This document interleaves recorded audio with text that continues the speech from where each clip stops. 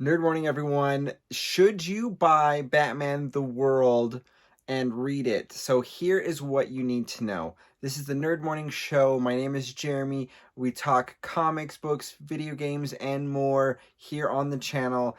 Batman the World is a really interesting collection of different comic book stories. This is, a full trade size book, but it is a collection of a bunch of different stories.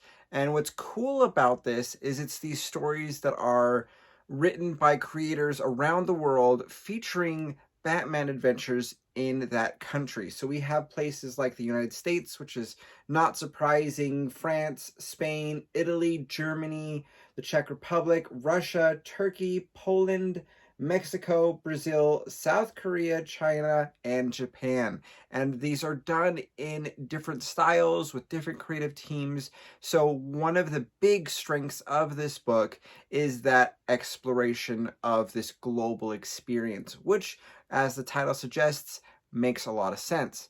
And these stories are relatively short, and I think that makes it so I didn't really get to dive really deep in any one of these stories because they were in and they had a big adventure and then they were done and that was it, right? These are all self-contained. There's nothing that drives you forward to where you needed this story to get to know other things that were happening beyond this. But these are also really nice that way because you don't have to go into this with any foreknowledge of anything else other than who Batman is. So there's a lot of pluses and minuses with this type of anthology experience.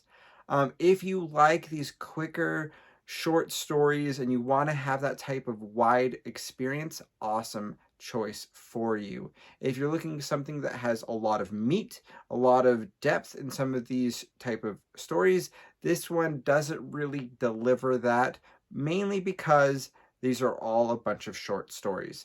There are a bunch of different art styles here. Let's kind of open up to a couple of different pages so you can kind of see.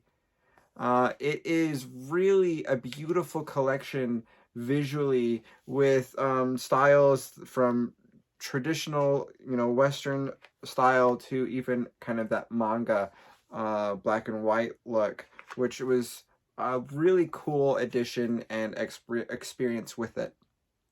Overall, I feel like this was not the strongest Batman book I've ever read, but I wasn't disappointed with it. It was something that I was able to read a couple of stories, set down, do some other things, read a couple more, sit down, and I had a really good experience with it, but it wasn't something that I was like, I've got to keep on going to the next page, to the next page, the whole way through, again, because there's a bunch of different stories.